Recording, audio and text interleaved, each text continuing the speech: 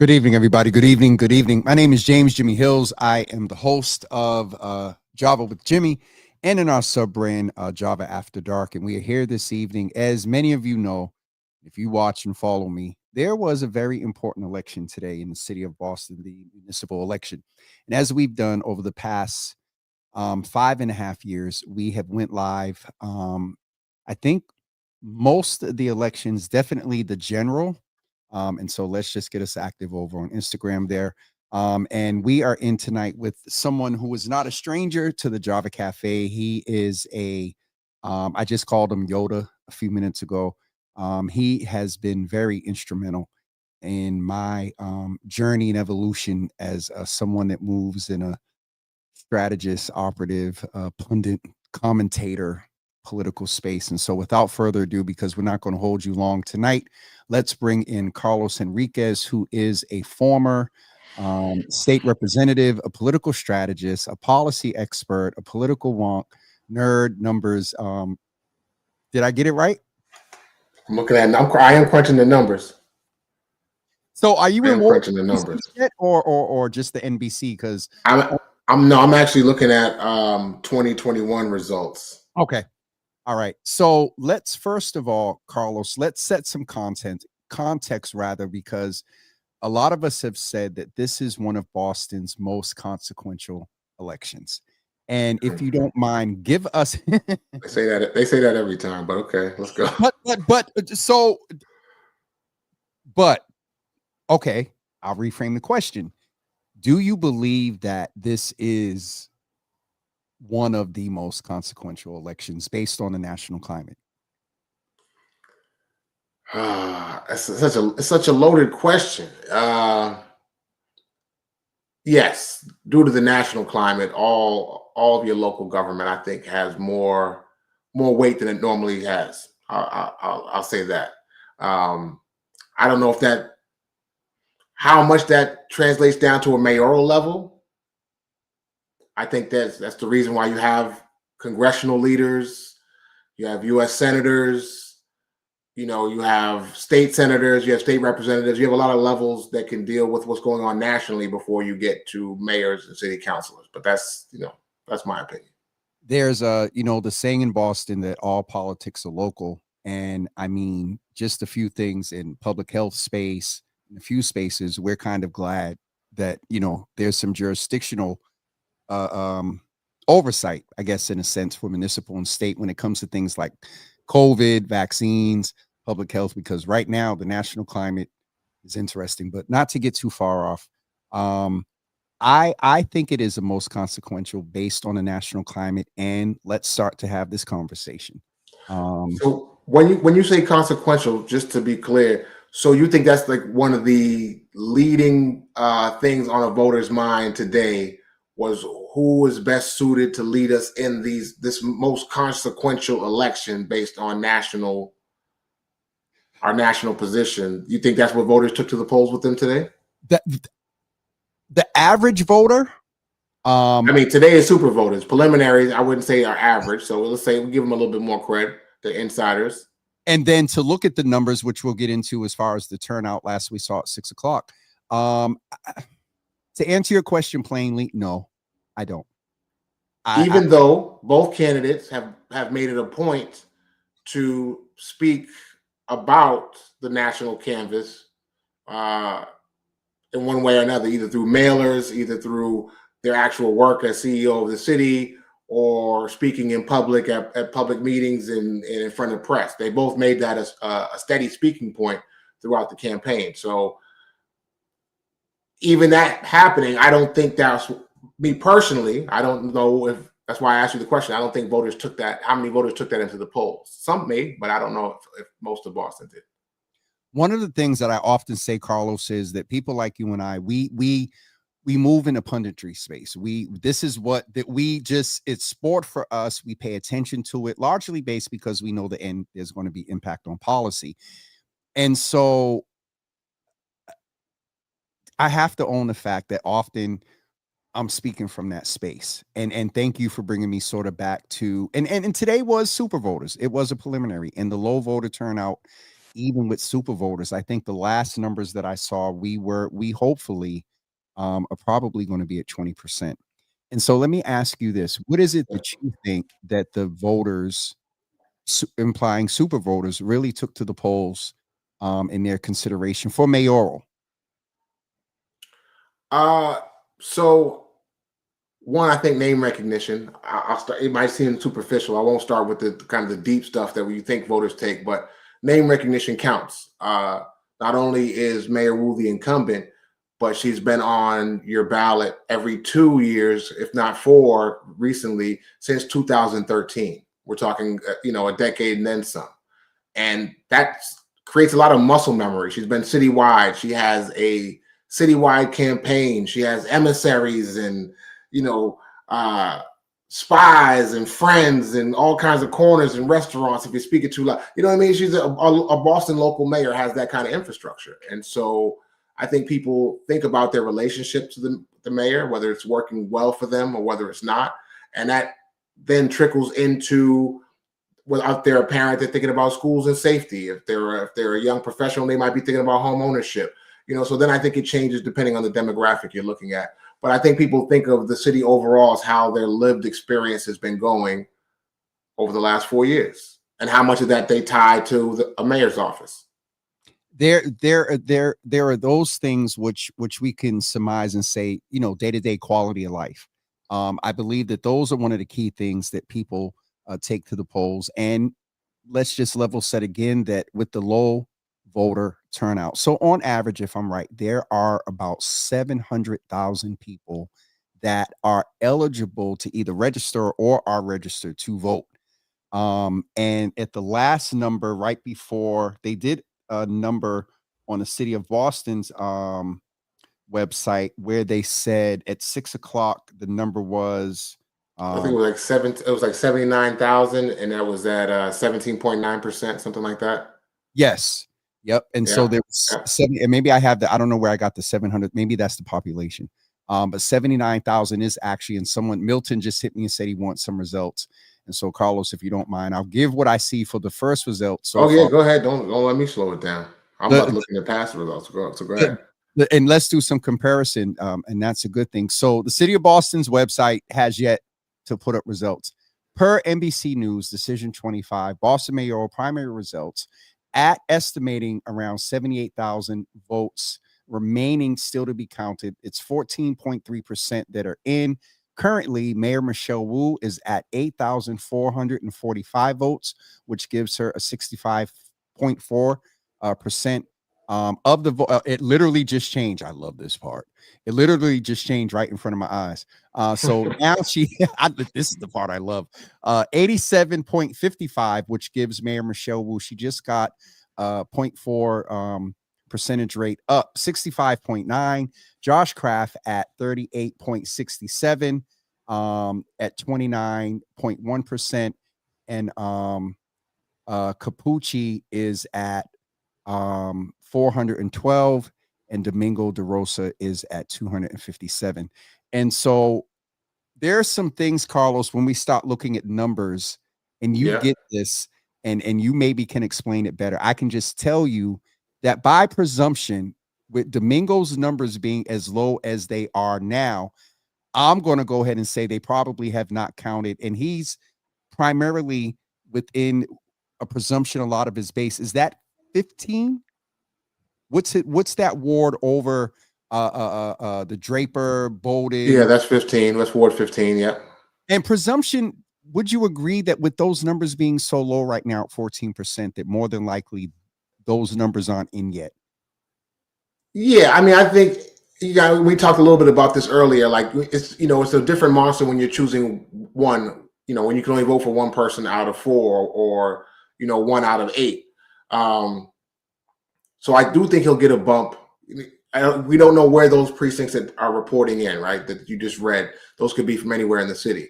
I do think his best numbers would be in his home base around Ward 15, and maybe even into Ward 8, and some of Ward 8 going into Dudley Street and through Upham's Corner, all the way down to Orchard Park. He has long ties and working for the city and working with a lot of youth workers in that area. So it all depends on where the numbers are coming in. Data can paint any picture you want until you narrow down and explain to people exactly what the data is. And that's why I'm just looking at precinct stuff from old, because sometimes it shows you a pattern of, what wards and where people are strong, how many people came out in the last election. So 2021 on the preliminary, I think 108, to give it a round number, 108,000 people showed up to vote. And that's when you had 1, 2, 3, 4, 5, 6, 7, 8, 8 candidates running for mayor in 2021 in the preliminary.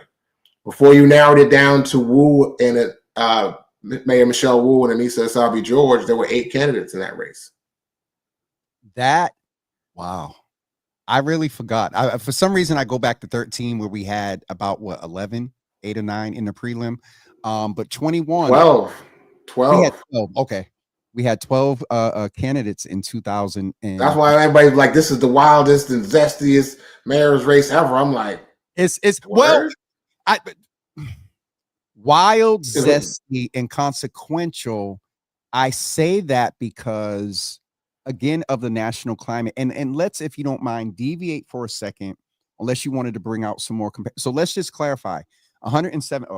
That's a text. Let's see if because I'm trying to get all type of intel, and I'm taking it from any and everywhere. 107,000 votes were cast in the prelim in 2021. Yeah. Okay. Yeah. And so 108 actually, 108. Yeah.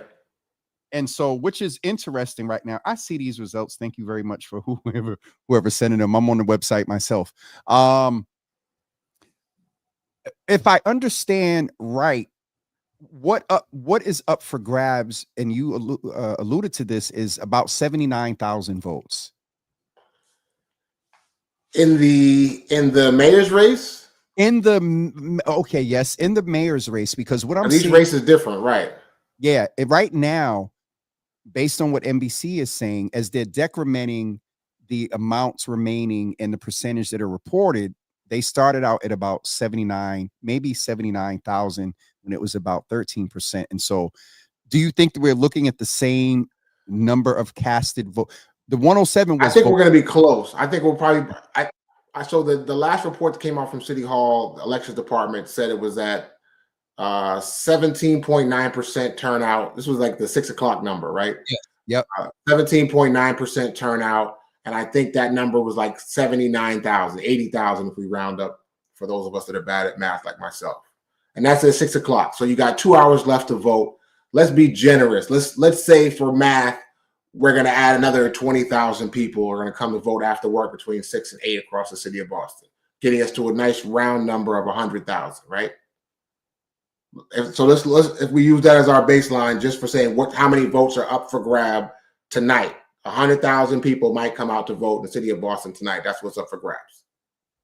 And the other thing is that Darren just brought up was mail-in and early votes. And so all right, let's be that made me think of something, and be fair to the city. I don't know what the municipal process is, but we may not see on-site today results because, and you may know this, does the city count mail-in first? Then do they, do the early votes, and then day of? I'm not sure. I don't think they can count before the day of. I think there might be some law about that, but it might not even matter in this case. It may matter, it may not. It was just depending on how. So because when I say it's 100, you got an update. Let's go to that. Yeah, not that much of an update. Now it's basically percentage. It's 64.4%. And Josh Kraft went to 30.6%. And now they have about 15% of the expected votes, just close to 16% of the expected votes. And so, I mean, Dina just put a point up, and this is real, that NBC is already calling the top 2, to be Michelle Wu and Josh. Yeah, understandable. Yeah. At 16% reporting, I just, on a numbers point, I just don't, we know, but on a numbers point, I don't know if they can. I mean, if you're for, but so let's take a little deeper, since we got a little bit. You can interrupt me anytime when the updates come in. But we want to go down the rabbit hole. So let's say we have that 100,000 votes coming out tonight. It's also important to think about who has the lion's share of those votes. All you need out of the 100,000. Well, if it comes down to There's 4 of them. All you need is to have the highest percentage, the top 2 percentages to move forward, right? But there's a message that's going to be sent. Let's say Domingos DeRosa gets 2%. Let's say Robert Capucci gets 1% of that 100,000, right? So that's help me with the math. That's 1,000 votes. Yes. I mean, I'm sorry. That's 10,000 votes and 20,000 votes, right? Am I doing of 100,000? I think so. No, that's 20. That's 10 and 20%. Yeah, 1,000 and 2,000 votes. Let's say that 1 and 2%, just to keep the math simple, because you see I'm already failing at it. So now you take 3,000 votes off the table. There's 97,000 votes left. The gap between 1 and 2 sends a message, depending on how big that gap is, and you forecast what the finals looks like based off that race. If the gap is too large, you might not be able to close that gap. So, the gap in the beginning was 40,000 people, if we're being nice, probably about 50,000 between what Anissa Asabi George, when she moved forward from this date 4 years ago and faced Wu, there was a 40,000 person vote gap.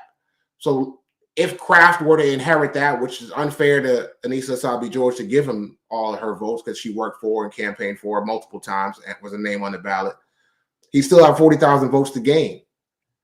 And so if you don't pick up a large enough percentage now in 6 months, we can forecast that you're not going to be able to pick up that much more. Even though a lot more people are going to come out in the final and vote, regular voters, it still might not be enough. So he has to get a large percentage. He says he needs to be within 20% to call it a win for the campaign, because if he's within 20%, then most campaigns will feel like he can still surge with the right conversation points, a few more debates, some visibility, maybe some endorsements. There might be a pathway to victory. And if I'm on Team Wu, which I'm not, just keeping you nonpartisan tonight, that's why I wore my professional shirt tonight, then I'm trying to send a message that there is no pathway to victory, that my lead is so big that, there's a few things there. And to Charlene asked the question, you kind of touched on it a little bit. Will the results from this prelim be a fair indicator of the winner of the November election? I would answer that and say yes and no, because in 60 days, a lot can happen. And we also understand that this has been in the messaging and how the campaigns have been operating, including PACs, it's been interesting. So barring any catastrophe or where you're being balanced and not leaning. I mean, you don't have to be. I know you're invested. You're invested more emotionally. I love how you framed it. All I'm saying is I would say depending on the results. If the results are close, then it's not really a fair indicator. I mean, then it's a fair indicator. Yeah, you can play it either way. If they're close, then that might be a fair indicator that the finals are going to be close, right? But if they're far apart, then it could be a fair indicator that it's going to be a landslide in November. So you could really read it either way. You can't really take it for granted.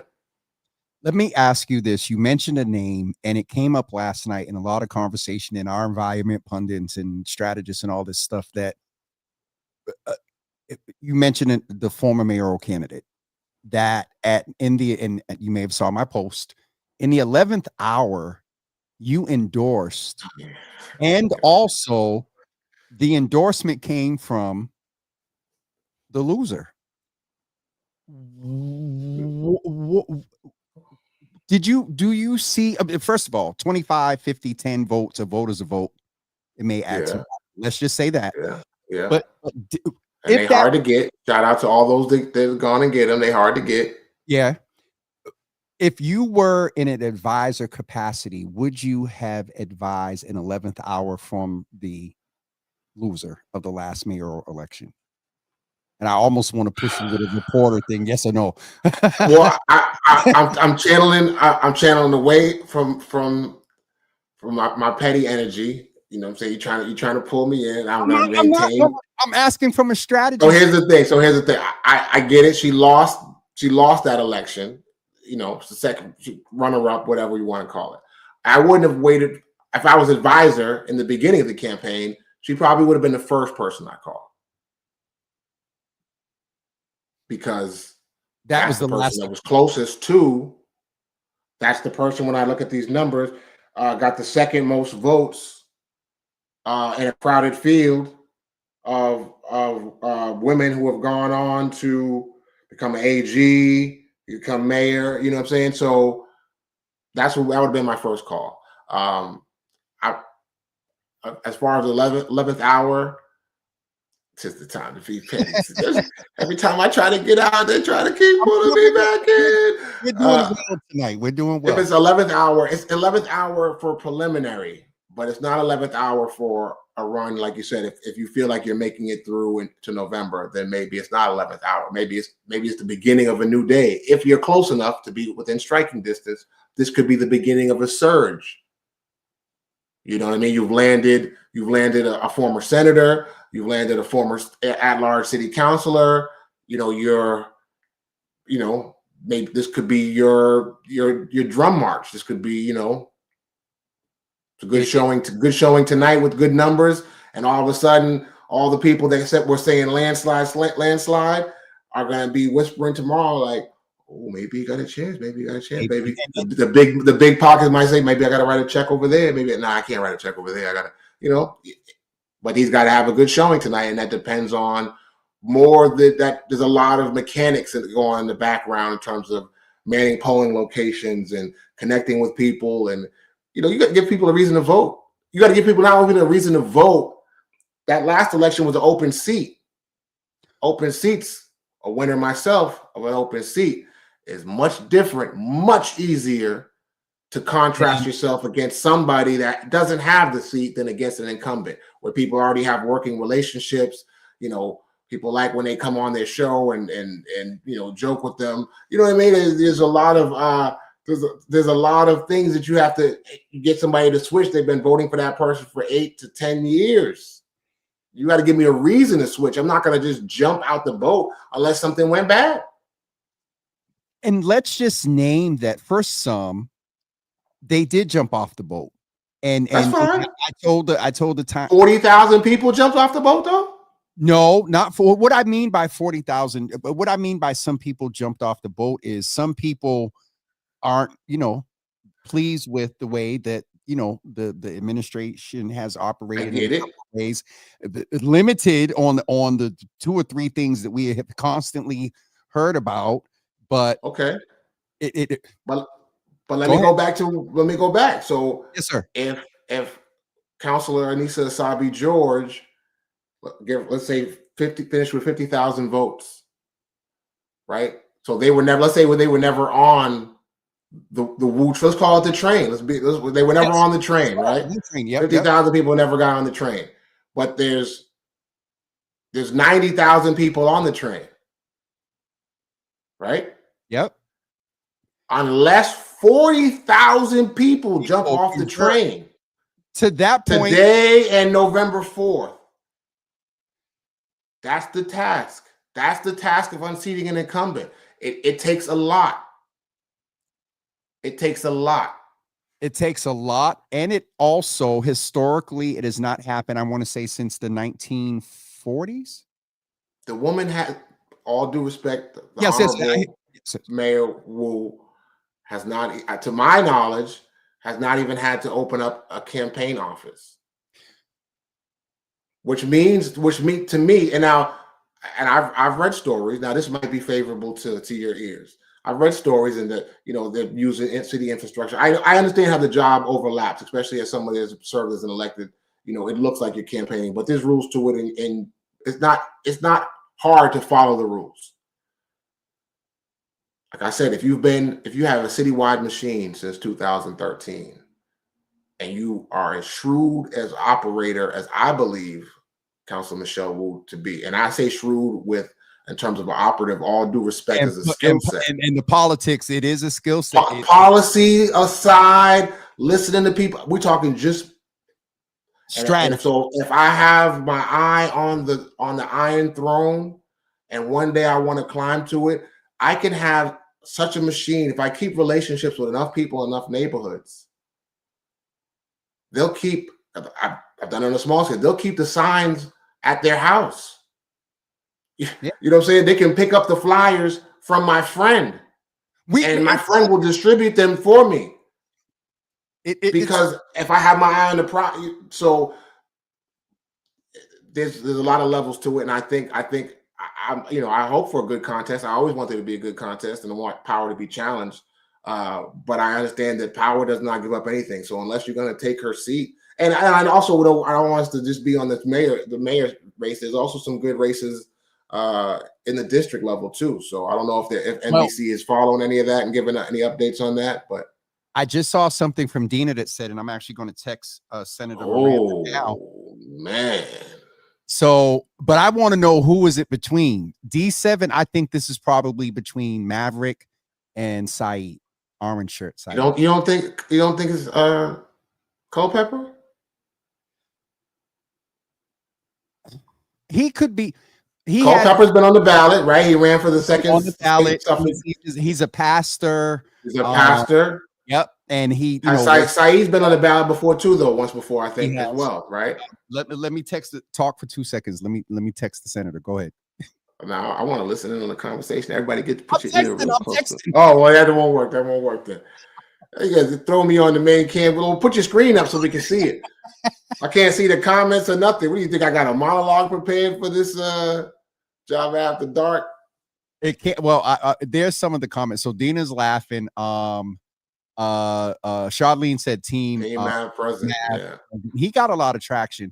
He ran a nice race. He ran a gentleman's race. I really like the way he campaigned. He got folks like there's some operatives that we know. He has Brother Made his calls early. Made his calls real early. Like February, like January, February on the phone on his second and third round of calls. Like that's It's he and I said this earlier, and if anyone wants to talk about it, it's fine. He had seemed to be the presumed slide in if there was a special in 7. Don't count out Roy. Don't count out Roy. So Roy has name record, but Roy finished second against Councilor Tanya Fernandez Anderson. Finished second in a crowded field. Don't count out Roy. It could be that close. You got so many candidates. Obviously, so I recount. I think you and I'm pulling this out of the sky. So my memory is not like great. There has to be within like 2% for a recount. So that could be within several candidates. It could be several candidates bunched up. A couple tens or 100 votes could be in the balance. Could be in the balance. Wow, recount. Want to call in or hop on. So all right. So that's D7. All right. Let's come back a little bit. And is it a recount between top 1 and 2? Is it a recount between 2 and 3? You know what I mean? I'm waiting to see if I probably won't, but I'm waiting to see if I get a response. So that is interesting. Gina, they better give back to Java with Jimmy. Don't get, sir. We don't even have a tap into a my bad. It ain't the Eagle Room days anymore, huh, G? Huh? It ain't City Hall Hills. It ain't the it was a time we all used to just be able to walk in the Eagle Room or call into the Eagle Room. What's going on in there? I haven't heard City Hall Hills in a minute. Charlene know about that. Charlene took a few phone calls and was in the boiler room. So all right, let's move back a little bit to some serious stuff. So the numbers are definitely real. And just as a check right now, they went up to 16.8%, and Michelle Wu is back at 65.3%, and Josh Kraft is at 29.6%. Capucci is at 3.2%, and right now Domingo De Rosa is at 2.0. And again, for me, that still says that they haven't counted 15. So because the number is 300 votes. That's it? The total? For Domingo right now. That tells me. Okay. They have not counted what more. I'm thinking is if these, if depending on where these are, like if she grows that even a little bit, she's at 75-25 with a 50% So gap, just like they predicted in the poll. that's the thing that is so frustrating because we can't. I at one point on the city site, you were It's a no, long it time gave ago, the brother. amount of you were That was a able to long see time ago, what brother. I'm just saying it was. it What was. it Right was. now, you just sitting there. You There were just no phones. People just called into the hotline. You have a was smartphone. You just writing had a stuff flip. down. Yeah, you wrote it down. Yeah, you had to call in off the sheet.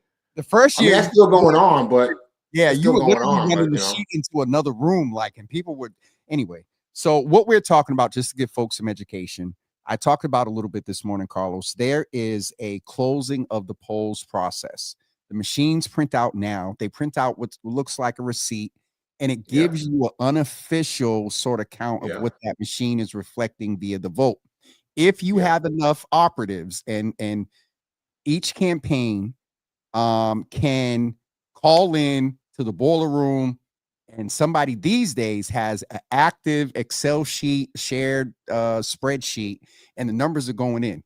Let's just say that Michelle Wu, what time is it? She's known for at least the past 35 minutes the results. She's What do done you this. look? She's done this 6 times. She's done it 6 times, and She's done she's it done it. six This is times. her second time as a And mayor. if you really want to dive deeper, and not only once you've done it 6 times that successfully, or once you've done it a few times successfully, you actually can forecast how many votes you have the night before. You knew when you went to bed last night. You know All you your had to do was make sure that all the people that said that they were going to vote for you show up. So you call them, offer them rides. You call them at lunchtime and ring their phone and remind them, hey, don't forget to vote after work. And you do that over and over until the job is done. So that's again part of the mechanics. And unfortunately, there are mechanics, and some of these things cost money, and sometimes that makes it cost prohibitive to candidates who we think would be. Let's speak. I'll speak frankly. Thinking about Domingos De Rosa, I was going right? to say, let's let He has a emotional reach with people. He connects with people emotionally, right? He's kind of like the working man's candidate. Um, there are mechanics though that he would have to, Hold on, and things hold you have on, to pay sorry. for. Hold on, I got intel. D7. Preliminary numbers I just got: 851 coach, Oh, 763, show your partisanship. 763 for the person you asked. Could it not be? 8, 850. So do me a favor. Do you Wait, have 851 for coach. 851 for coach, Yeah, 763 for Culpepper, yeah. 754 for the other side? Maverick. Uh Oh, no. wow. Maverick is at 721.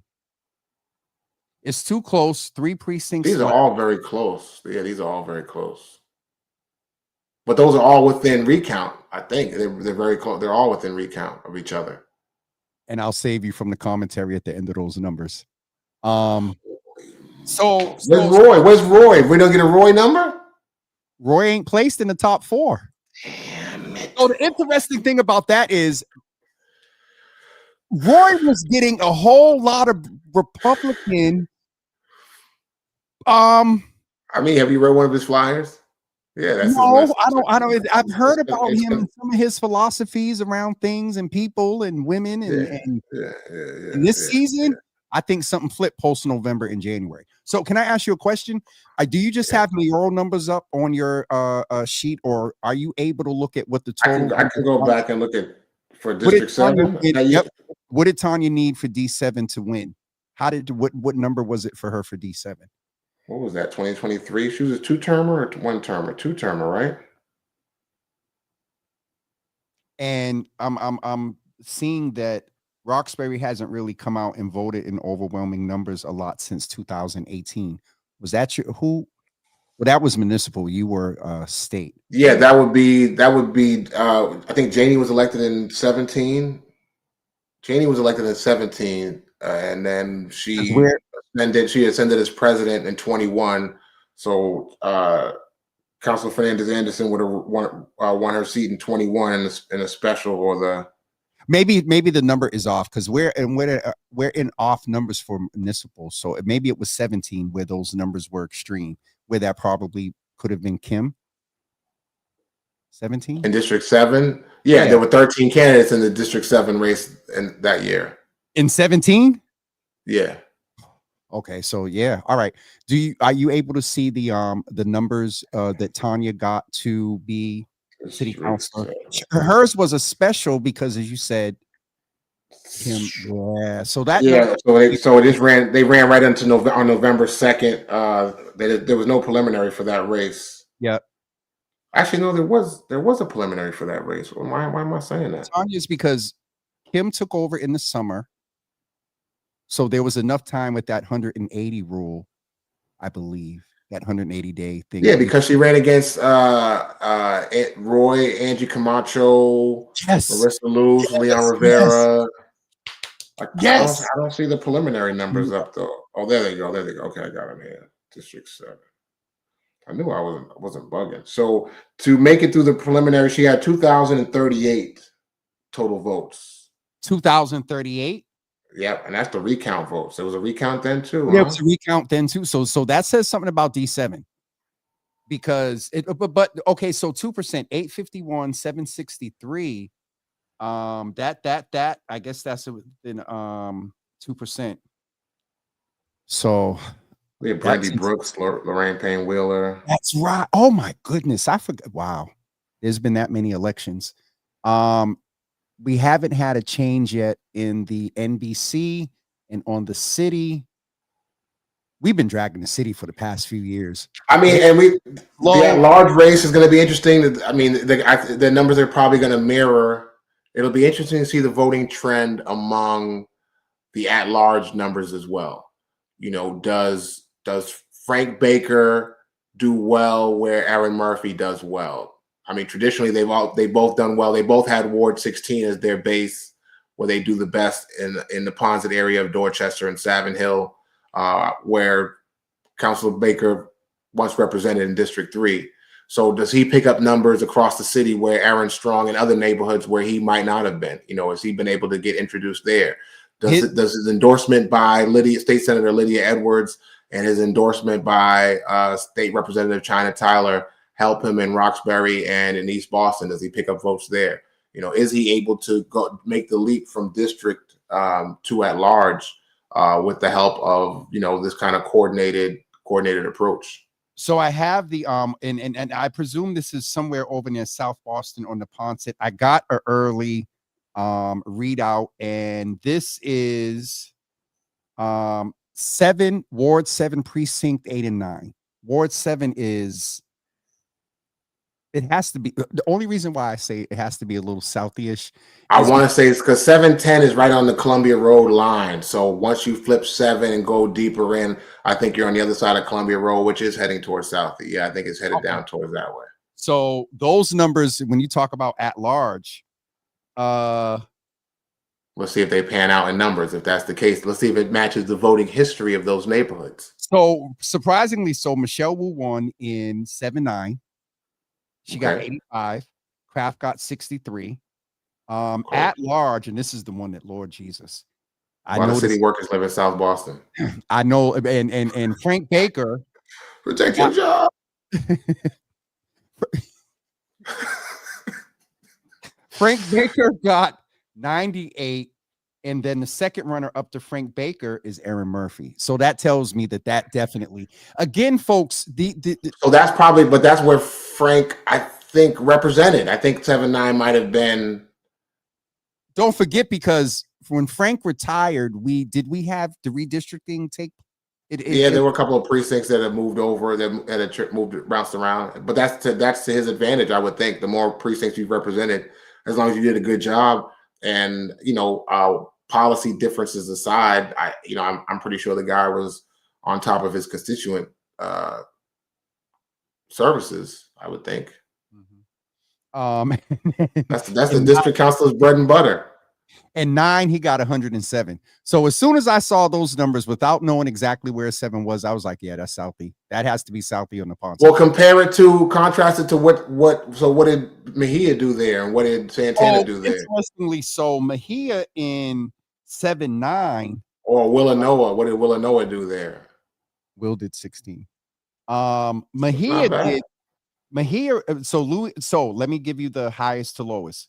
Baker 98, Murphy 75, Louisiana 50, and Santa. Wait a minute, where's Mejia? Santana 46, Mejia. We be cutting the commercial. I thought you freezing like the damn. Oh no, because frame so hold on. So Santana 46 and Mejia 45. Okay, and then granted, it's one precinct, but yeah, that's all right. That's all right. Then Valdez, who some had perceived as, or some as the mayor ran, and there was some question whether, she was being ran. Because when she called me, I said, "Have you talked to Julia?" I mean, it could be a coordinated. Let's say she decided to run on her own, like to give people that respect. Okay, yes, sir. But she's allied. She's allied with the mayor. Might be running a coordinated campaign where the mayor goes. She seems to be there sometimes a lot, and same thing with Santana. Like, it's no secret. We don't have to. I think sometimes we dance around these things. Like, these are the things we should talk about. Is when a councilor is aligned with the mayor, and when is that as a positive to the neighborhood, and when is that a negative to the neighborhood, and rather having it as a kind of a don't cross the line in the sand that you can't cross and walk back and forth with. So because alignment with the mayor doesn't necessarily mean a bad thing, and not aligning with her doesn't mean it's a good thing. It's what was the alignment, what was the policy, what was the issue. So right. I'm doing pretty good trying to kick, because Carlos usually has me with notes and whatnot, and he's letting me free flow tonight. And so let's just do the help. This is always a good way to reset. And they haven't done, let me just refresh. They haven't done an update in a second. It's still at 16.8 reporting. Michelle Wu 65.3, Josh Kraft 29.6, and Capucci at 431. And Mingo they haven't updated lately. And on the city site, there still isn't this. So Wu, that last precinct, I'm sorry, this is my mind's just spin. Go ahead. So Wu won the precinct where Frank Baker won the precinct. Yeah. And so that was 7-8, what I just reported on. 7-9, Baker got 107, Aaron Murphy got 94, Julie Mejia got 75, and Santana got 59.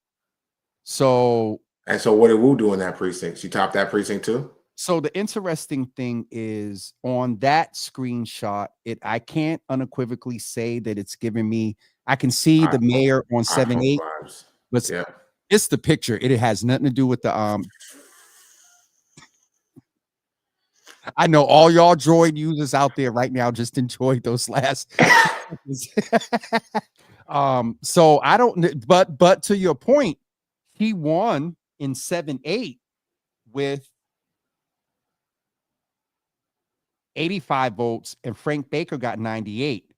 I just think the reason why I bring that up, because you would think you couldn't be more opposed policy wise than those two, right? One of her most vocal critics is him. So something weird is happening in that neighborhood where they're voting for her and him at the same clip. But don't forget that so Boston has an air about it that they can internally have issues with Michelle as the mayor. Yeah. We can't presume that we don't know exactly the full gamut of people that got this thing of you ain't from here. And though there may be I know it. And so that in some elements, maybe he's perceived as like a good check and balance to have on the council by certain precincts. So can we talk about that for a minute? Because I introduced that today.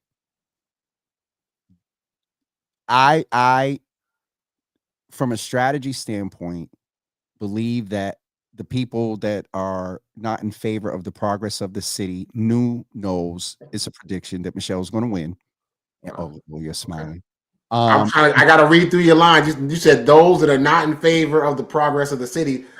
You know, that's very subjective. What people just deem as progress. I just don't want to fall into any partisan traps. So no. an old man gets weary.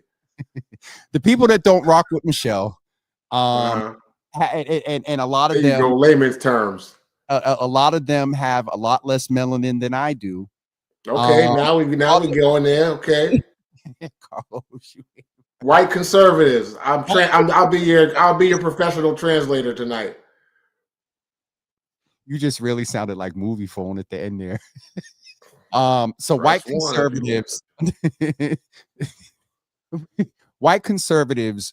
Yeah, I believe, and I understand what you said about Alex with all due respect, but I believe from a strategy standpoint, when they sat and said we need something anti-Wu, Frank Baker came up as the easiest way to have a citywide impact against the mayor's agenda. That as a district councilor, it's been documented. Like if you can't get Flaherty to jump back in, who we got? And Baker. I mean, you know, he has a base, there's name recognition, and you can coordinate a campaign with you when you ally with a candidate that already has at-large infrastructure, like Aaron Murphy. And if you align with a mayoral candidate, now you have even more reach. And so now you only need one pickup truck to carry all the signs and deliver them all at the same time rather than break it up. But that's no different. And Michelle, Henry. Keep going. Let's keep the list going. Oh, now it gets quiet. No. Progress. Name the melanated people for progress that you would say are part of a coordinated campaign with Mayor Wu. If you don't want to name them, I'll name them. Okay, there you go. Henry Santana, Valdez, Alex Valdez, Enrique Pepin. So per my interview with Tanya, Tanya has said that Maverick Alfonso was very aligned with Mayor Wu, so we can honorable. You saw him like doing coordinated lit drops at events. Like when I say coordinated lit drops, like you talk about the heart. You can look online and see that pictures. When I'm doing a standout, your signs are mixed in with my signs. Like we brought them on the same truck coordinated. I don't think I saw that with Maverick. Me neither. And so, but I would say Enrique Pepin. And I'm not saying these are negatives to either side. It's just coordinated campaign. So Enrique Pepin, but she's at like 4 or 5. Ron Durkin. Yeah. Durkin's name didn't come up, right? I would say the city council president is getting a little bit more independent now. I think the city council president, Madam President, stands on her own. Yeah. And I know Councilor Mejia stands on her own as probably one of the least likely to be, coordinated with, because she remains so independent. Like she doesn't want to do endorsements from insiders. She wants to keep it about the people in a very grassroots way. So. Oh, and Charlene also said Weber, because that document that came out, Weber had the number one alignment with Mayor Wu, which isn't, good or bad. But Carlos, there's a comment on here. I'm just reading the comment where someone said this. Okay. Yeah, I'm with it. Hey, let's go. So JK is live on 25. And why did someone comment he is not going to be better? Look who he has standing next to him at his side. And there were initials that were the 4th letter in the alphabet starting with. Yeah. I get it. But I get it from a different perspective than most get it. So, it's probably best for me to not even comment on that part of it. Like I was just surprised to see that. So Dina, may I ask, did he go live? And I don't think I guess he's celebrating number 2 early. What is the context of him going live on 25 now? I would go live on 25 first if I wanted to control the narrative. I would jump out first. And I already know I'm going to play second, right? I can forecast that. So I would get my speech out of the way now and try to get to it before the mayor gets to it and tells her narrative about how she wants. She's going to close out and get the most attention. Because okay, from a strategy standpoint. But you don't want to have to answer to that right now. If you go first, I'm giving away so much free game tonight. If you go first, you get to dictate. At least your narrative gets to survive in the mix. They're not asking you about the percentage right now because it's too early to tell, right? So you can say, yeah, we're looking forward to we're bringing new people on, and you give a good, and then Oh, you can see. You know what? I forgot. You can see these. When you put them on the screen. Harris introduced who? Charlene, Josh Kraft. He's live with his victory speech. Let me go over to 25 real quick. Victory. Oh, yeah. You're trying to control. Well, here's the thing. Remember, but he said it. If he's within 20, he's counting that as a win. Now, he should have a machine big enough that he has the numbers by now. So he knows how many votes he has. He knows the total. So if he's within 20%, he's claiming his victory. Can anyone tell us that's watching if he's alluded to any percentage in his talking right now? Because if I put 25 on, they're going to cut me off. No, Facebook, they'll cut me off because I'm sharing somebody else's live stream or whatever. No, I just like how you say it, like, older black people. Them people gonna cut me off. If I turn around. Hold on, I'm gonna see if we have mayoral numbers. Listen, anybody. I mean, they got his breaking news that he advances. It's just a letter. They put out a press release. Oh, I don't see the live. I see the letter. Oh, y'all are being shady tonight. We ain't got to be petty or shady at all. Dina said yes. We know how many votes he bought. Cough, cough. Well, okay. So since we got, feel free to cut us off. We coming up on that hour mark. So, here's the thing. Go a little bit. It does cost money. It does cost money to get votes. And we didn't finish that point earlier. Yeah. But, but there's smart money, and then there's wild spending, like BMF, like. So those of us that are super nerdy, and someone will do it in the next couple of days. They're gonna do a report on. You can do a breakdown of how many dollars spent per vote that you got, right? So what I think the numbers I saw so far is he's in 5 million of his latest. I heard was 6.1.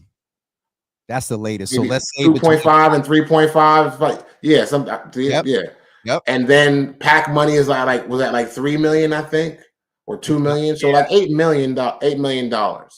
Yep. So obviously you can't really total it all up in preliminary votes because you're hoping that some of these ads are going to go to people that are voting in the finals. That's not who I would have been mailing all summer. But hold on, I just got a screenshot of a sheet. What's the point of being so nice to these people if they're not going to give you the scoop? Carlos, you know what I'm saying? Giving them all the nice questions and dancing on stage with Ronnie DeVoe, and I see my face. I don't know what the hell you can't even get into the window. You can't even peek through the window of the Eagle room. Carlos, I just went. You ain't right, bro. Where's my Gatorade? Y'all got me in a holding pattern, man. Give me some numbers. I got it. During NBC ain't updated, so they must know something. They must just go and wait, or somebody call NBC. NBC is in a minute. You can call me a conspiracy theorist, but the numbers are going to come out eventually. PPT. So, if you want to keep selling newspapers and writing stories about it, you don't want to.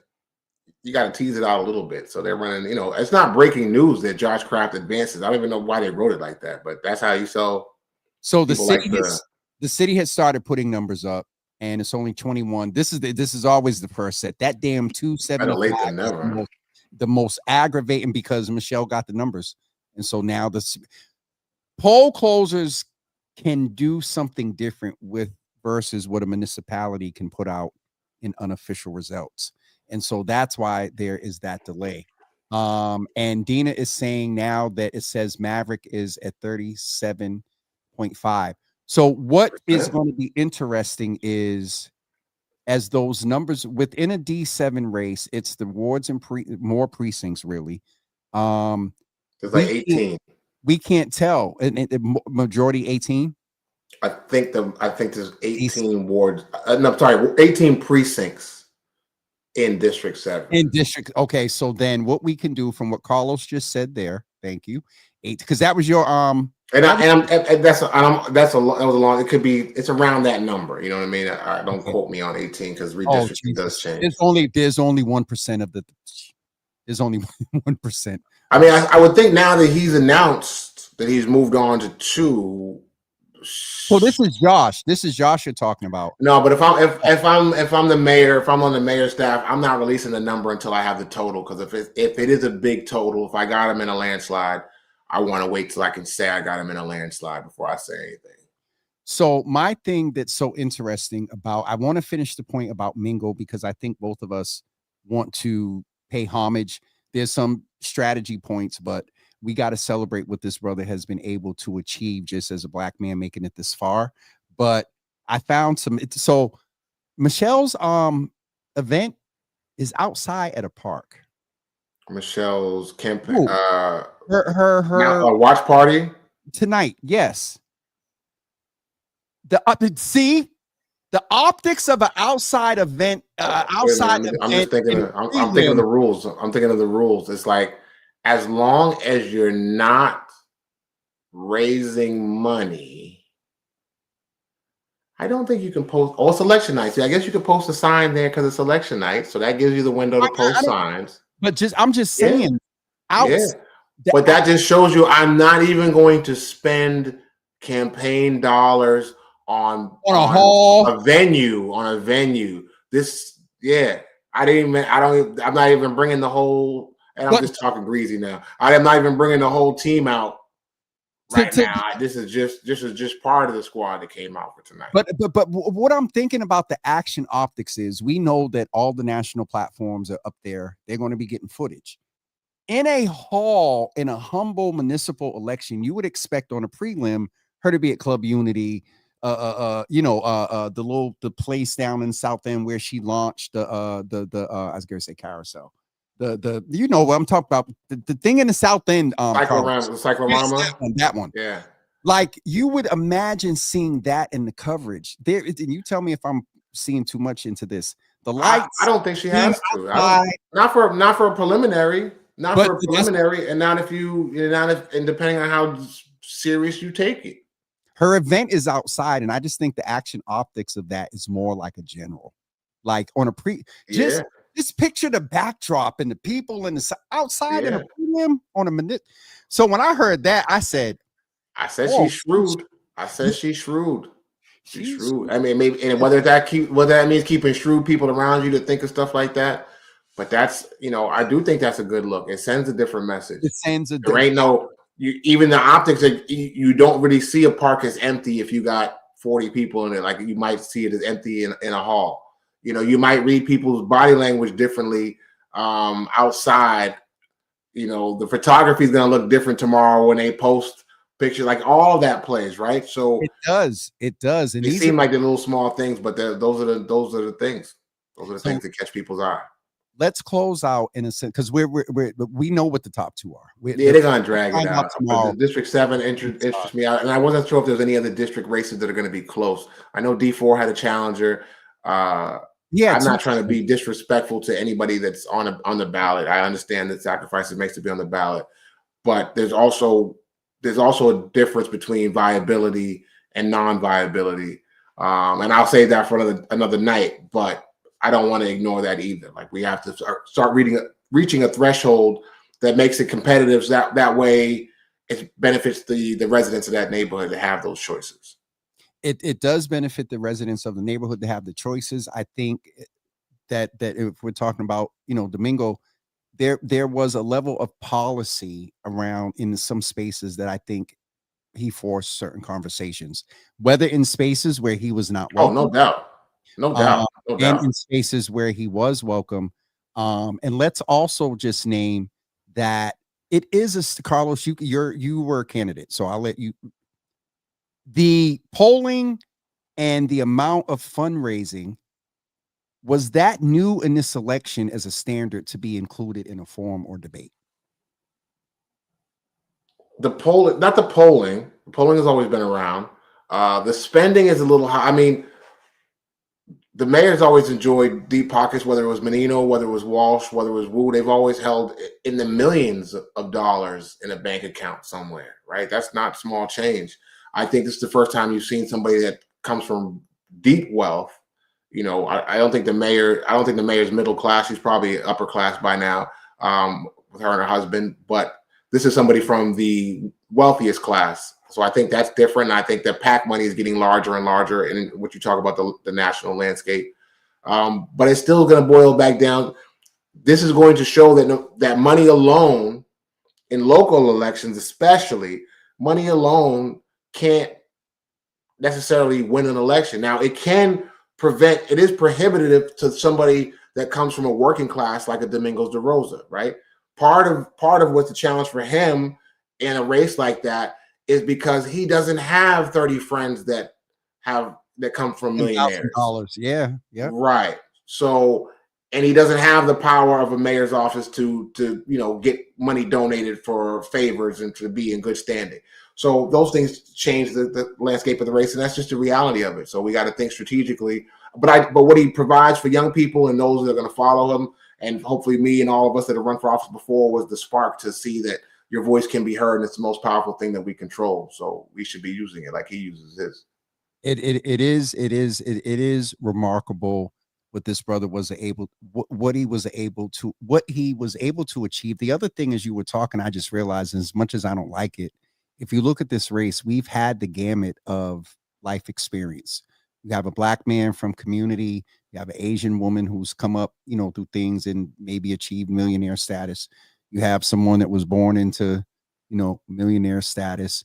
And then you have I believe Capucci is a middle class lawyer, legal, person. So we did not have a black woman, we did not have a Latina woman. I mean, you had two of them in your last mayoral race. We did, and a black man of Cape Verdean descent. And Carlos, I've been having that conversation about the diaspora with Tanya and Mingo. So some of it is timing. Sometimes there's too many in a city like Boston. Sometimes there's too many candidates that look like you. But we've gotten pushback before, because the first thing people will say is, well, Chicago does it, Atlanta does it. They have multiple black candidates and they still get, a black winner. And so they probably have a different voting age population and registration too. Hold on, we have to pay homage to a trailblazer that has made space for people like Carlos and I to be doing stuff like this. And so, to the good, Carlos is so good. We have to have you. Good to have you back in your city. Welcome home. And Jimmy, you're truly shining. Keep up the great work. Coming from him, that's major. I did tell Carlos you all that I would only hold him for an hour. And there's nothing. I'll go back to the city one more time and see if there's anything. I'll look at D5 real quick and see who was reporting. D4. Oh yeah. 1 out of 30. Let me just refresh to be fair. I mean, same. I mean, so while you do that, I'll just, kind of my PSA for I encourage people to seek running for office. I encourage you, before you take that leap, to speak to somebody that's done it before, that can give you really good insight in terms of kind of what the thresholds are to make you the most viable, to be able to be a formidable candidate in that race. And that includes things like fundraising, mail, the time it takes out of your schedule, things that you might have seen from a distance or seen from a certain angle, but don't really understand how consuming this process is of you, your family, your resources, the people around you. It's a lot. It's a heavy lift, and it's not for everybody. And I don't mean that in an exclusionary or elitist way. I just mean that we need to be strategic about it in our communities and make sure that we are of limited resources. And when we are of limited resources, we should pool them together, including our votes, and pull them together and including our actions, and pull them together to make sure that when we do move, that we move with some sort of consensus. That way there is a considerable number to be considered by others, whether that is electeds that look like us, or those that don't, those that would seek to oppress us, or those that don't, whether it's for small leverage or large leverage to get a pothole fixed or a major policy and education changed. We have to be strategic about our political moves in the city and really engage the other 90 or 80% of voting age population residents that do not currently vote. And shame is not going to do it. You ain't going to shame them to the polls. We're going to have good dynamic candidates and good conversations that actually invite them into the conversation, invite them into the civic action, and energize them and listen to them, take their words as kind of the truth, and activate on it, and then start to see change by growing that part of the community. It's not going to continue to work with the same amount of numbers that we've been using for decades in the city of Boston. It is absolutely true. And Belinda said that he's talking right, because we are so disjointed, and large part of us as a people are misinformed. And that's I know you got to go. I don't gotta go. I don't gotta go.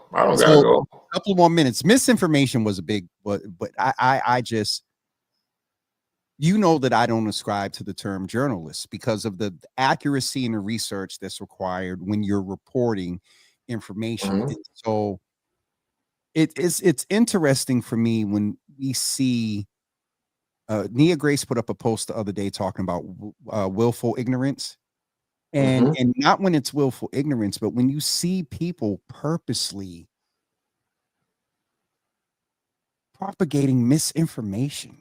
Opinions are one thing, but when you are twisting facts, in a leadership role in influencing people around policy, that's interesting. Happens all the time. It does. And so this gets to a point that we have to do our own research. As much as we try to influence and all that other stuff, at the end of the day, you have to yes and no, though. Yes and no. Yes, but we also have to have we have to have relationships so we can have trusted sources, right?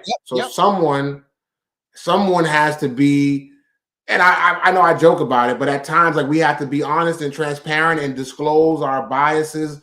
We have to know that they exist in ourselves before we even take the platform, and then speak to those biases, or at least acknowledge them when we are engaged in these conversations. Like, yeah, you can think one candidate is better than another, and you can just sell your candidate without knocking the other candidate. Like, there's so many different ways to do it. But I think the trust and relationships, the lack of relationships in our community, it really makes it difficult to organize cohesively community action, whether that's voting. So, regardless of who you vote for, I wish it was 34% or 44% came out of Ward 12, 14, and 17. Regardless. But nobody commits to that work. We do the dance every 4 years of, I wish more came out, but we don't do the heavy lift in the 3 years in between. It's interesting because Mingo brought up the other day, related to your point, that at the events, some of the Blackest Summer events, and I love and agree with that, and we need as many Black spaces in joy. Mingo said, well, not one person mentioned early voting. Not one person had, promotion of voting at all of these, events. And I'm like, and he was saying, city officials, and it gets, as I'm thinking in real time, it gets, saying to vote is cool, but it does get a little sketchy if you're a candidate and you're at a city event. If you say vote, the first thing people are going to say is she's out there using the platform. Incumbent is out there using the platform to get their votes while they're on city time. It gets interesting, but to your point, go ahead. And same thing for a candidate. So maybe it's not a candidate or an elected official at a city. You know what I mean? Like, maybe it's registration days. Maybe it's volunteers that do it. And the orgs that, are civic leading orgs, not saying that they didn't, but this turnout thing for me, Aisha said to me, I was like, well, we'll make it to 20. And I wasn't celebrating it. I'm saying it's still sad. And she was like, 20's not anything to like celebrate. And then Kristen responded and said, if she got 20% out of D7, she would be doing cartwheels from Hibernian to oh, Facts. uh, uh, Facts. Carlos. 20% out of Asia said this very quickly, and I'll let you go. We'll end on a good note. What you made the point about if you're considering running for office, and I second that. don't Have do it. passion, have Don't do no, have passion, have people that are going to back you, and you should run for office. But please get some consult with someone, because the worst thing is to have somebody that has a lot of passion, has great and good ideas, and you come out and just flub. Wisdom is it. Yeah, getting because you somebody don't know what to like do, right? Carlos. Yeah, like you got to do your message box. You got to get somebody to cut your universe. You got to go and scrub your social. It's we ain't gonna give away all the free game tonight, but check this brother out if you're thinking about it. What is it going to take for us, Carlos, from the Black agenda to voter turnout to the generation before to intentional relationships, intergenerational relationships for intentional succession? What? Let's see if I can be succinct and short with this. Woo. First, you need probably about 3 or 4 nerds, super nerds that can dedicate their time to collect data and crunch numbers and do research. And you would start by figuring out if it was politically, and you could use a political model or you could just use a civic model in terms of community engagement, right? They mirror each other. It doesn't have to always be about the vote. There's a lot of stuff to do in between that's just as important or more important even. You identify these either through political means in terms of where voters live, or you do it through, civic data like a census. And you literally, you can either use the infrastructure that's there with neighborhood associations now and begin to take them over based on finding a few neighbors. It's going to take a little bit from everybody, right? So imagine there's a neighborhood association in my neighborhood, but they kind of uppity and they keep to themselves so they can keep all the power to themselves. They gatekeepers. We like to throw around that term. That's fine. That's what gates are made there. The gates are made to be kept. They ain't made to be left all willy-nilly. So there's a gatekeeper there. So if you want, how many people they got at the gate? 2. So I need 4. I need 1 to grab their mouth and the other one to drag them down to the ground so I can get in the gate. So if I'm going to take over a board, how many seats on the board? 12. So I need 7 seats to have a majority, or 6 and somebody that's a lightweight that I can turn from time to time. Like, it's those strategies, neighbor by neighbor, neighborhood association by neighborhood association. And then that, if you have the working relationships with the block next to you or the next power broker next to you, the person that runs the neighborhood association next to your neighborhood association, now the elected officials or people are coming to see you to get their things done. Like, the models are there. This is how the mob worked in their neighborhoods to take care of problems. This is how politics. This is how people self-govern themselves. The problem is we've taken the self out of self-governing. We want to be governed, and we want them to do it on automatic. We want them to read our mind and say, just do what we want you to do. Do the right thing. That don't you know what to do? Like, that's what we put you there for. And it frankly, it don't work like that. And anyone that thinks is easily misled or their feelings are hurt or they become disenfranchised, because it's a power game. And we have to collect power strategically, geographically, through that system if we're going to engage in that system. That's what we have to do as a community. And it takes strong leadership to deal with people's mental health, people's ego. You still got to pay your own bills. You still got to go to work. Ain't nobody funding you for this ish. Ain't nobody giving you trophies for when you have a long week of doing good work. So now you need a panel of people to share this work, because the work is heavy and it might take you a year. It might take you 4 years. What's the sister name in Georgia? Stacey Abrams. Yes. That push that she did to turn that state was like a 3-year campaign. Now, she was funded, right? So she could focus her time on it. But the models of success are there. So we can look and say, well, how much was she paid? How big was her staff? How many people did she talk to? And do the same thing here. But somebody got to do it. Somebody got to do it. And somebody got to support the person that does it. as laymen, as plain as you've made that and incorporated a lot of presumably social media and whatnot, but my point here I'm making is we've heard, you and I have, you were at 12th that in 13, right? Were you at 12th that day? The Kevin Peterson meeting at 12th Baptist. Oh yeah. He was there. Yeah. That's the last convening. Unless that's the last convening I'm aware of that had almost all factions siloed. And during an election, yeah. But those factions, we still came together as electeds of color after that. But That's that right. group has Your now leadership, sort of has splintered.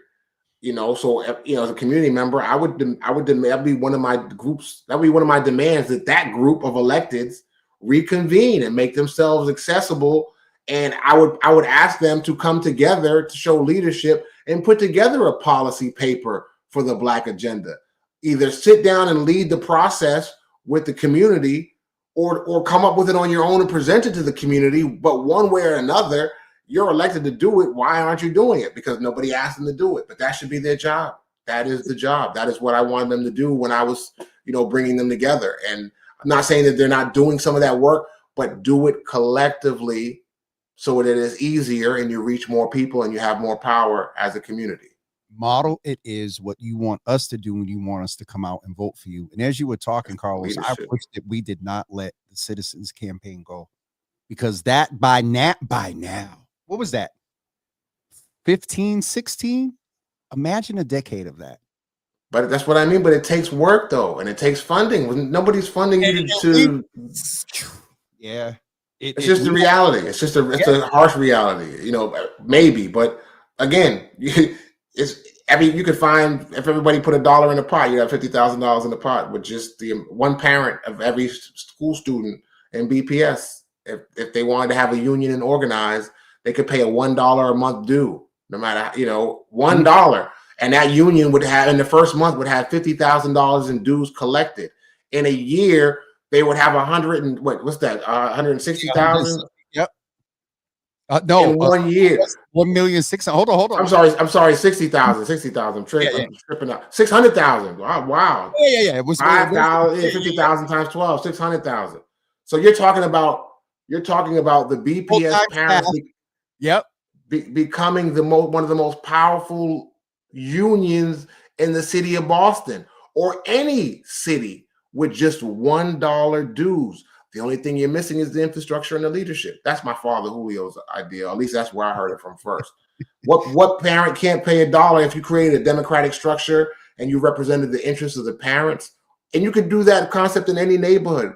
$1 around any issue, really. There's your funding. There's 600,000 in funding waiting for somebody to organize parents. And every people are more invested when the $1's not a lot. But when I got to give that $1, believe it or not, I gave $1. So I paid my dues. So that's the concept. My father, at least get $1. That way they've invested something. When it's free, you'll throw it on the ground, but you don't ever throw $1 on the ground. You don't ever throw $1. You want something I need something for my $1. So those are just a couple of things to answer the sister's question. Those are a couple of things, a couple of different tacks that can work at the same time, to benefit the community. It is. Shout out to Susie. Yes, that does a lot. And Janky Donna as well. She says she appreciates. Oh God, I haven't been on Lord Jesus. If anybody was engaging on Instagram, sorry. Ooh. Black Dollar said what if they insist? You left Diella over on Instagram by himself the whole time? I sure did. Brother Bobby. Damn, DL. Brother Bobby from the record company, DJ Mastermind. Carlos is a good dude. Who else is on here? Reggie, Rachel Rollins was on. You left mad people in the lurch. I'm so because I was trying to look at the results. You're gonna get a call from the Davis system in like 25 minutes. Look, they busy tonight. No, I'm not. Yeah, that's true. All right. You wish you could get that call. Let's check the results one more time on NBC. I'll look at the city and then we'll let y'all go, because there's There's not a big discovery of anything on now. Wait a minute, hold on. Was Rachel with Kraft? Is she with No, Kraft? I don't. Does she She just moderated the thing with Meek Mill, but that doesn't mean she's with them. because it was at RCC and the she's Yeah. doing freelancing work at RCC. Yeah. Oh boy, my foot Her is homegirl was on staff, and I think her homegirl left the campaign. But anyway, I mean, let's not open up that. we're not going to It was in the papers. I'm not leaking anything. It was in the papers. I'm not leaking anything private to make the face like I just got some gossip. It was publicized. They did a press release for it. And there was two other. They didn't do a press release for two other women. One was black, and I think one was Latina. Yes, they did. That's the one I read. Yes, they did. Oh, that's the first one. And then they that had was the first one, and then they had the two that just left. Yeah. They did. Okay. Yeah. Who said that? Oh, gotta keep you sharp, nonpartisan. I didn't. All right, we're back at an update. 12,523 votes for Michelle Wu, 4,691 for Josh Kraft, 502 for Kaput. I'm telling you, Mingle's numbers ain't in yet because he's only at 351. 15 ain't been counted. Oh, they need to. All I heard, I closed my eyes, and all I heard was 3-1, 3-1, 3-1, 75-25, 75-25. Yeah. 3-1, 3-1, 3-1. Right now at only when do they call, Carlos? It's at 20%. Who call it? Well, like CNN, I've seen them call it 34%. I've seen them call, I'm just saying in general, like what percentage would you start to? We know who the top two are. I mean, you can clip at 51 at 50% plus one. It's over. I mean, they're pretty. If what I'm saying is if Capucci's pulling what 1% right now, him and Domingos are both at 1%. A total, they're at 4, 5. Okay, so 9, 2 and 3, 5%. High 5%. So you subtract that from 100%, you have 95%. Once you get to 50% of that, which is 42.5 plus one more person, one more voter puts you at the plurality. You pretty much. Well, I'm talking a percentage of reported versus winning. Right, but I mean, so when you feel safe that your number is big enough that you can at least that it's not going to swing past that hinge. Like if you got 3-1 and you're 60% of the way there, or you're 70% of the way there. Plus, they're looking at the neighborhoods the same way you're looking at the neighborhoods. They know. See, NBC isn't. Maybe No, they don't know, but both campaigns know this is where we did good, this is where we did bad. Like they knew last night, right? They were going to do good here. Let's get those Rosendale numbers in for Wu. Let's get those Dorchester and the Ponza numbers in for Kraft. Like that's where your best numbers are going to be. So you're hoping you're either winning, or I guess you wonder where you are when those numbers come in, because those are your best numbers. So, well, Brian Worrell it's only 32%, 3 of 32 reporting, but Brian Worrell's at 80% in District 4, and in District 5, I don't know what they holding up District 5 on purpose. And he was ran against, I think, Jawan Skeens and Sharon. I don't know if did Jawan Skeens make it on the ballot, or was he a write-in? I think Jawan was a District 4. That's District 1. I think it was a write-in. Usually when you see the number that big, 80% in 3 precincts and a two-way race, that's got to be a write-in. Now, I will say this. Sam Hurtado needs to take a screenshot of this, because at 2 of 30 reporting, Sam has the highest lead right now at 19.10%. Let me tell you, these are treacherous nights when you're a candidate, especially when the number keeps flip-flopping like that. It is so treacherous. And especially if you're lucky enough to be in the top 1, 2, or 3, you don't know if you're speaking to the troops on a victory speech and coming into that room on a high, like, yeah, or whether you're coming in, whether you're not even walking into the room, whether you're just like, I'm just gonna go get these signs. And I say that like tongue in cheek, but I done had those nights where we just broke down quiet, not took the signs off the poles and put them in the truck, and we passed the Henny bottle around and called it a night. You remember that night at Cesaria's? Chuck it. Those are better nights than. See, those are the good nights. Those ain't the nights where Chuck was whooping my ass and I was just going home to a Henny bottle and a Blizz with the fellas. Like, yo, I don't even have enough people to cover district polls. But you did come and take that state rep seat. Took 3 runs. Yeah, it's a grind, man. It's a grind. It is definitely a grind. Look at my hair, man. Look at this. That's from this foolishness. Is that why I just saw this grade in the last 5 years? Looking like I got the salt and pepper stuff going on. Carlos, we're not going to get any great discovery. There is a part of me that don't want to go to sleep and wake up in the morning and talk about things flipped. Can you imagine? I can't. No, that's not how political science works. No. Cobra Commander's not going to hack the voting boxes and switch the numbers and upset democracy. No. Hold on. I'm upset that as nice as you are to these people, you ain't got the numbers yet. 1030 in 2009, you would have been had the numbers. I'm going to say it right there. I'm going to lean back. 2009, you would have been had the numbers. Look how far we've fallen. I was telling somebody today about how you tried to stun on me and Rob that night at Merengue Restaurant. You're lucky you didn't come out to your car on flats on fire. Take that to the newspaper. Now listen, you can't see the number, but there's close to 200 people watching on Twitter that have no idea what you're talking about. Tell them what. Listen, you got to lean up so they can see you. In 2009, humble public servant Java, y'all know him as Java with Jimmy. Before he was Java with Jimmy, he was City Hall Hills, and he was feeling himself. and in 2009, I just tell people, because some people ask me, like, how can you still cool with that dude? And I'm like, I got a forgiving spirit. 2009, he was working for Mayor Menino. And tell me it was at my event. Mayor Menino, the Mayor Menino campaign was hosting a young professional meeting in my neighborhood. Who planned at the local business where I eat probably twice a day. Who knows? Some intern that worked for Menino. Who cares? Who cares who planned it? It was for young professionals. See, that's when leadership brings egos into the room. Who planned it?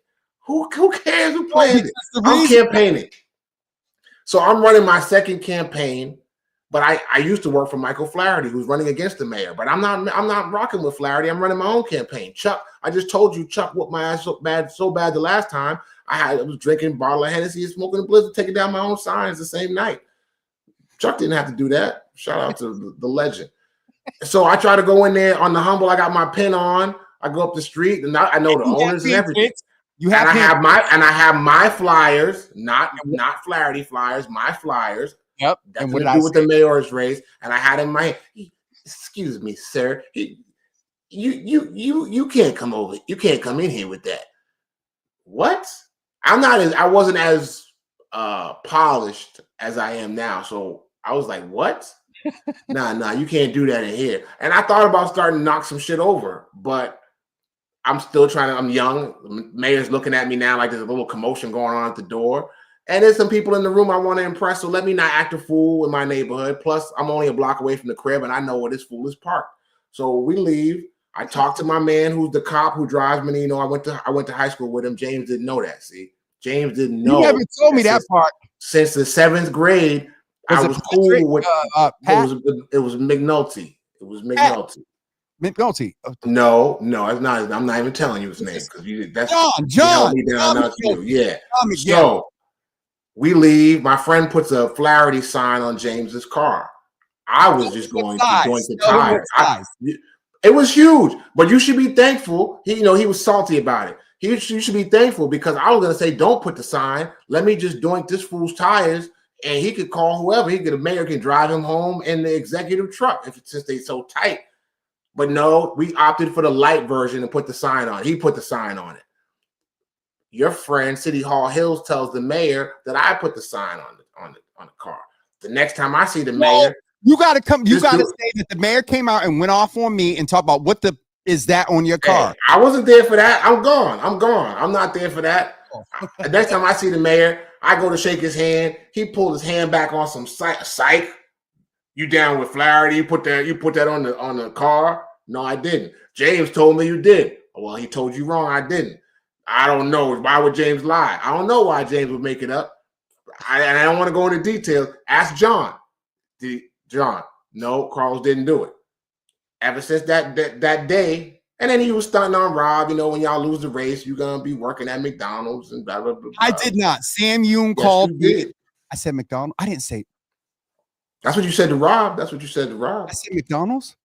Oh yeah, you was feeling yourself. Telling you, see, people be forgetting how they when they way up here, they forget.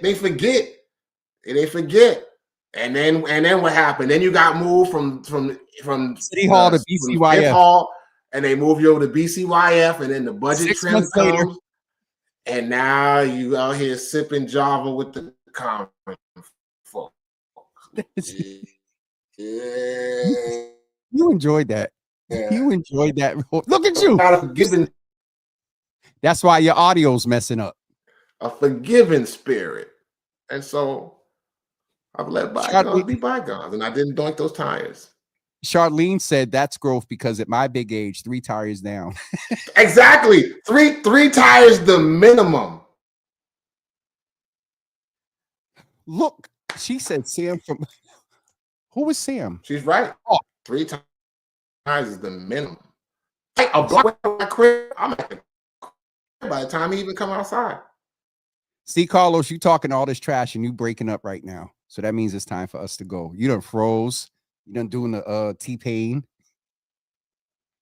I felt it. Okay. 3 that tires. Here. Tires. Sam Yoon, yeah. No, I will say this and we'll go. The day after the election, Sam Yoon called me and said, James, can you please be nice to Rob and not... I was so Carlos also tell them because a lot of people think, oh, James is just because he's close to me. Some of this stuff airs about me started way back in 2007. Are you froze? I just know that you're not really mean to mayors. Very, very seldom that you're mean to mayors. That's 1.5. 2? 1.5, Marty. 2? You wasn't mean to Menino. You wasn't mean to Menino. You're not mean to Wu. Marty, 1.5. Marty. Publicly, you're not mean. You're not hard on them. Yeah. No. You're kind to mayors. You're very kind to mayors. I'm not. You know, it's your right. You got to work with them sometimes. Sometimes you got to have a forgiving spirit. A forgiving spirit. Soft. Hallelujah. Like that night, yeah. 3 tires minimum. I'm getting off of here. I might. Yeah. Look, people are saying, great show. Thanks. Time to go. Carlos, I appreciate you through everything, even through the Menino days and City Hall Hills. If your people do call you and get the results, call me with them, man. Let me know. You still more plugged in than me. I'm going to go after this. I'm getting ready. I got to send a couple of texts and I'm going to bed because I'm not listening. Oh, but there's some stuff dropping tomorrow. Oh, Carlos, we got 245 people in here. That is crazy. And you guys send them home. Yeah, we're gonna send y'all home, and y'all need to make sure y'all send them home and vote in November. Results. How many people y'all gonna bring out to the finals? And who y'all voting for? All y'all people over on Twitter. You could have taken a poll with that many people in here. You could have turned a precinct. Facebook don't let you do the poll no more. I was going to try to do it the other day because Marvin said, "Who do you think would win?" And people voted, and I was going to ask, "Who are you voting for?" And Facebook, they don't let you do it no more. So. All right, brother. I'm going to get off of here. Give the wife my best. Have a good one, people. I appreciate y'all tuning in. She said I gave the mayor a mayor the business. Oh, you know why? That's right, because you weren't on the inside on that one. That's right. You throw rocks when you're on.